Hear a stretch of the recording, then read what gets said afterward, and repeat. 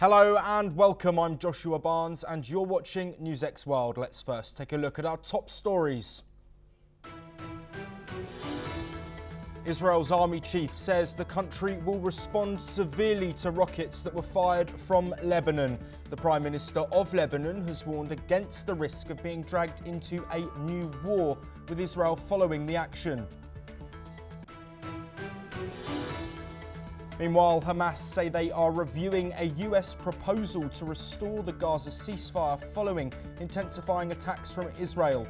Reports suggest that the enclave's only specialist cancer hospital has been destroyed, with the Ministry of Health in Gaza calling it a heinous crime.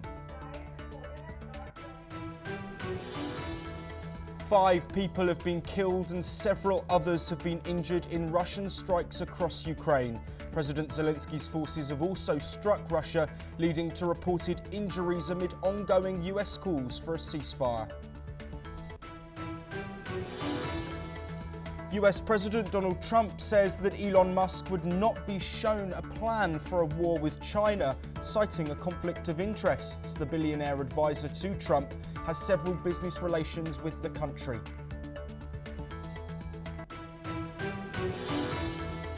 US Defense Secretary Pete Hegseth is to visit the Philippines and Japan on his first trip to Asia in post. A key focus is expected to be tensions in the South China Sea. This follows a meeting of top diplomats from Japan, China and South Korea. UNICEF is calling on the Taliban to lift a ban on girls' education as the new school year begins in Afghanistan. The Taliban, who returned to power in 2021, barred education for girls above 6th grade, citing Islamic law. Niger's government has announced 3 days of mourning after 44 civilians were killed by terrorists in the nation's southwest. The victims were reportedly killed in an attack on a mosque by the ISGS group.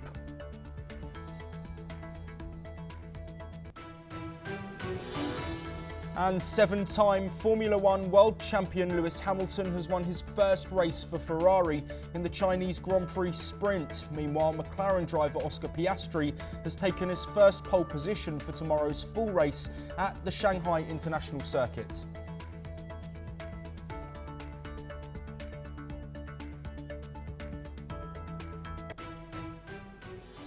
Israeli Defense Minister Israel Katz warned the military would hit back after intercepting 3 rockets fired from Lebanon into northern Israel. Katz said in a statement that they cannot allow fire from Lebanon on Galil communities. He said that the Lebanese government is responsible for attacks from its territory and he has ordered the military to respond accordingly. Meanwhile, Lebanese Prime Minister Nawaf Salam has warned of the renewed military operations on the southern border, highlighting the risks they pose in potentially dragging Lebanon into a new war, which would bring suffering to the country and its people. Salam made a call to Minister of Defence Michael Manasseh, emphasising the need to take all necessary security and military measures to ensure that the state alone holds the power to decide on war and peace. Additionally, Salam contacted the personal representative of the UN Secretary-General in Lebanon, urging the United Nations to increase international pressure on Israel to withdraw from the occupied Lebanese territory fully. We head to Europe, and Russia has said that it has intercepted 47 Ukrainian drones overnight in attacks that injured 6 people. According to the Defence Ministry, the drones were destroyed or intercepted. Rostov's governor Yuri Slusa said that in Rostov the drone attack damaged several apartments, wounding 2. This came after Russia launched deadly attacks on Ukraine, where 2 people were killed in the southeastern city of Zaporizhia and 3 more in the north and to the east. Zaporizhia's governor Ivan Fedorov said the city was hit more than 10 times. 2 people died and 9 others were injured, including a 9-month-old baby. In Sumy, near Ukraine's border with Russia, airstrikes killed 2 people and injured at least 2 more. In Donetsk, Russian forces bombed the town of Kostyanka, killing 1 person. Even as Russia and Ukraine step up aerial attacks, the US President Donald Trump has been pushing the Kremlin and the Kyiv to agree to a ceasefire after more than 3 years of direct fighting. Let's listen to what the head of the district administration of the Zaporizhzhia City Council had to say. Ми бачимо тут приліт шахеду, скоріш за все. Тобто наразі всі служби і міської ради, і державні, і ДСНС, всі, і поліція, всі на місці. Зараз розбирання завалів. Тобто інформація по постраждалих уточнюється. Чуть пізніше цю інформацію отримаєте. Районна адміністрація вже починає обход і опрос мешканців. We are receiving some breaking news that massive wildfires have been reported in South Korea. At least 2 people have been killed. Hundreds of people have been asked to also evacuate. While the authorities plan to determine the exact cause of the blaze after extinguishing it, a person who first reported the fire was confirmed to have said that a spark started the fire during mowing.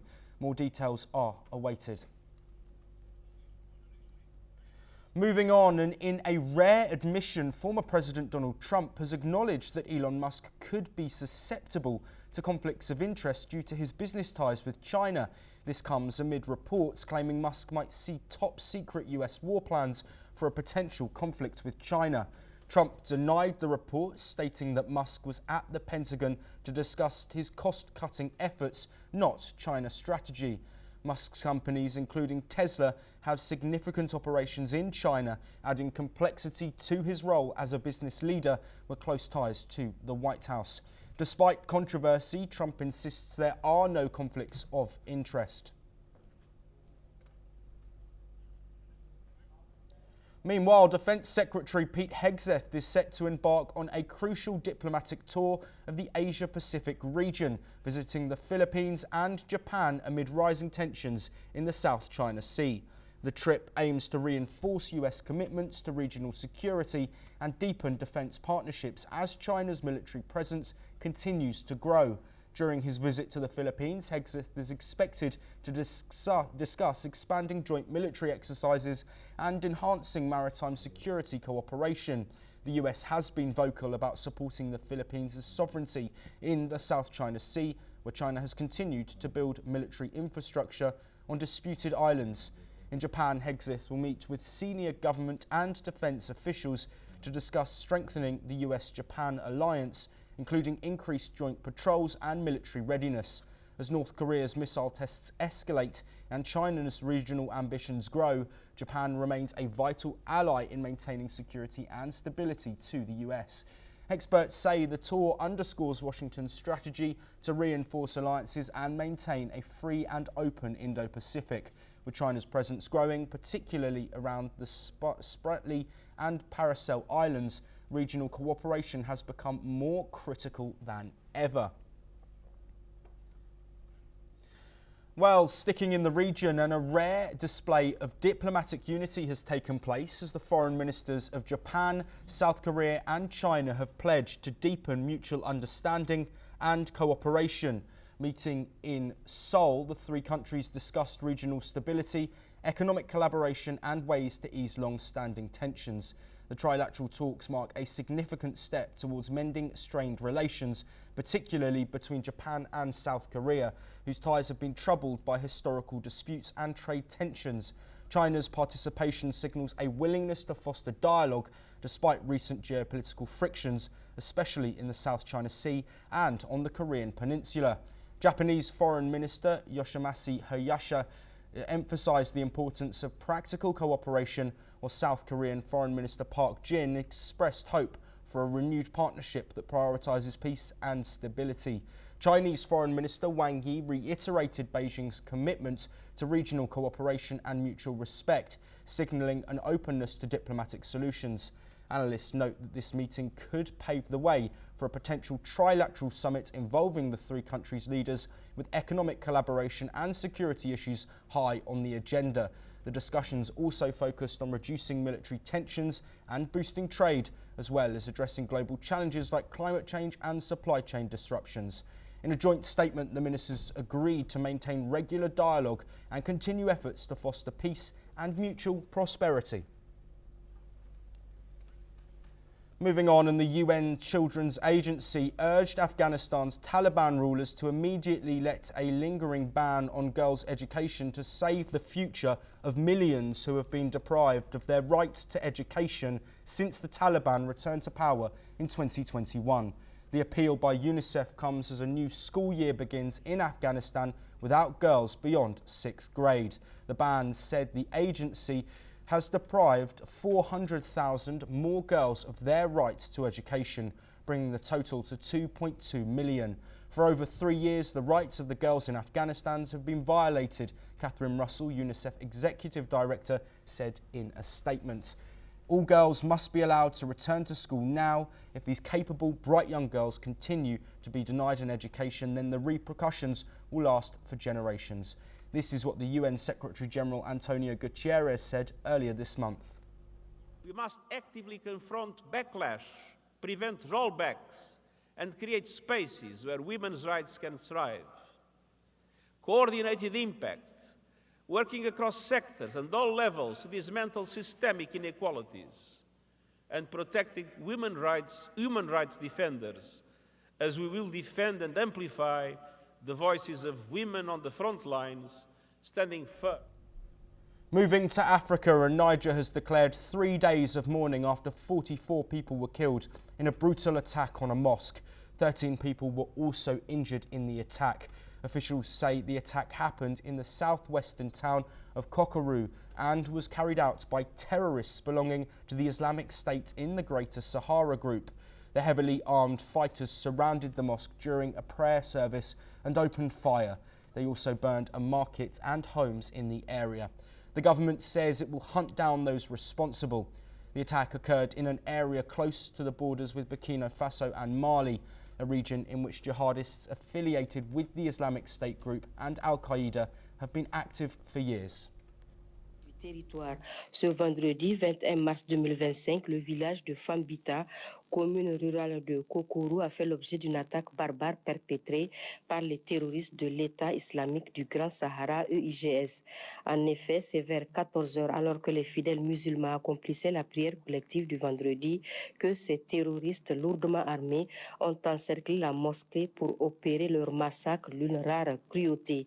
Non satisfaits de leur ignominie, ils ont systématiquement incendié le marché et les habitations au cours de leur repli. Le bilan pour la souveraineté, un deuil national de 72 heures sera observé sur toute l'étendue du territoire national et des drapeaux seront mis en berne à compter du samedi 22 mars 2025. Moving to Europe, and Mehdi Namouche was sentenced to life in prison by a French court for holding 4 journalists hostage in Syria between June 2013 and April 2014 on behalf of the Islamic State. The sentence includes a minimum of 22 years before he can apply for parole. The journalists identified Namouche as their captor, known as Abu Omar, who subjected them to torture and cruel jokes. Namouche denied being their jailer but acknowledged his role as an IS fighter. He had previously joined Al-Qaeda's Syrian affiliate before moving to IS. Namouche is also serving a life sentence in Belgium for the 2014 Jewish Museum attack. The court also sentenced other jihadists, including Salim Bengalem and Osama Atta, who are presumed dead, along with additional Islamic State members involved in the abductions. Let's hear what his lawyer Francis Villemin said. Mehdi Namouche est resté impassible à l'énoncé du verdict de culpabilité, avec le prononcé de sa peine, la perpétuité. Si Mehdi Namouche est impassible, sa défense ne peut que l'être. D'ailleurs, y avait-il un vrai suspense? En réalité, le vrai suspense maintenant, c'est va-t-on faire appel? Mehdi Namouche va-t-il faire appel de cette condamnation à perpétuité?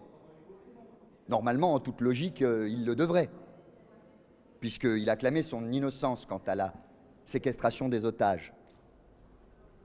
Mais un appel serait tout théorique, puisqu'il est déjà de toute façon condamné à la perpétuité pour le quadruple assassinat du musée juif.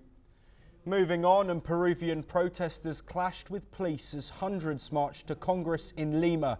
The protesters are demanding stronger action against organised crime after a rise in extortion and murders. Peru's Congress has removed its interior minister from office. This was owing to his failure to control the surge in violence. Public outrage grew after the murder of popular singer Paul Flores. He was shot when attackers targeted his band's tour bus in Lima.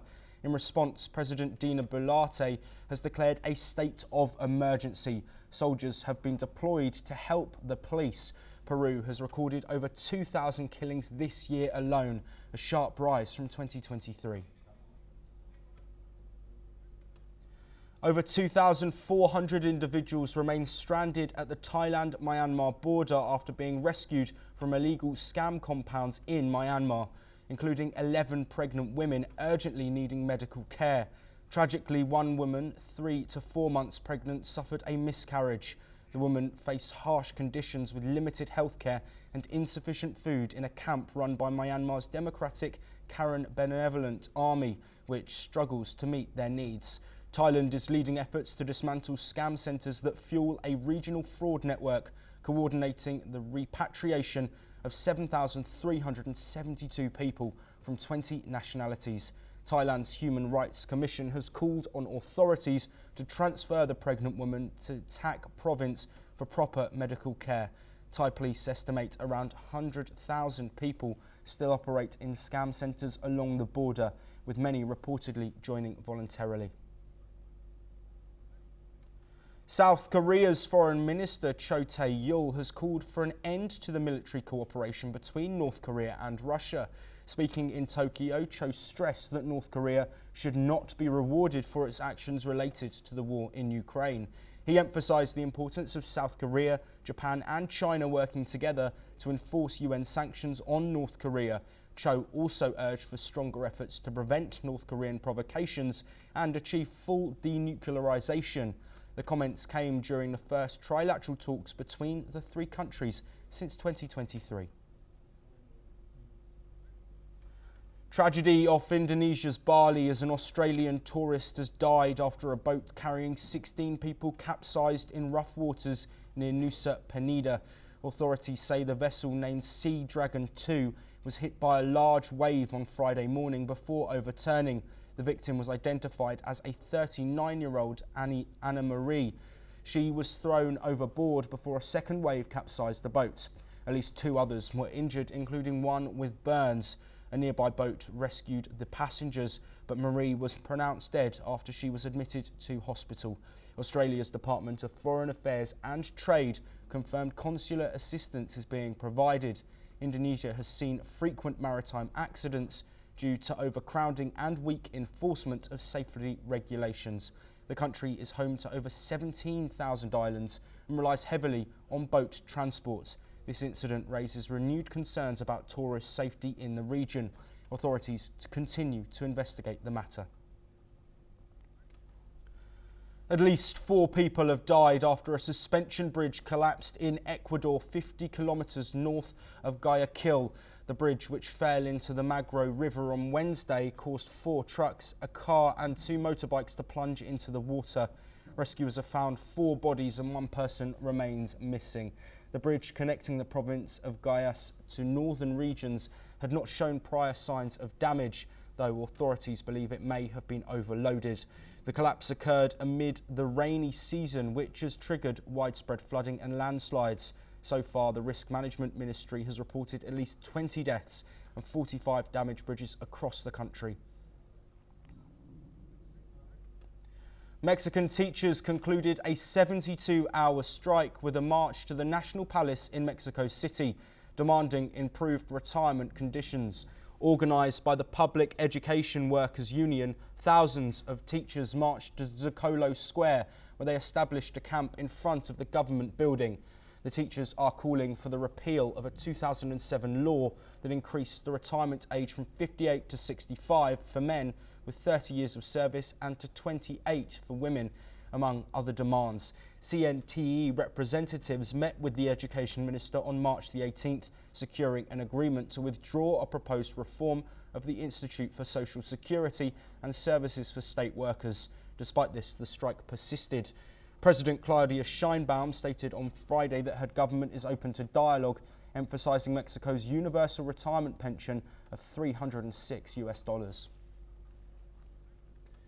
Back to Europe, and flights have resumed at Heathrow Airport following a major power outage caused by a fire at a nearby substation.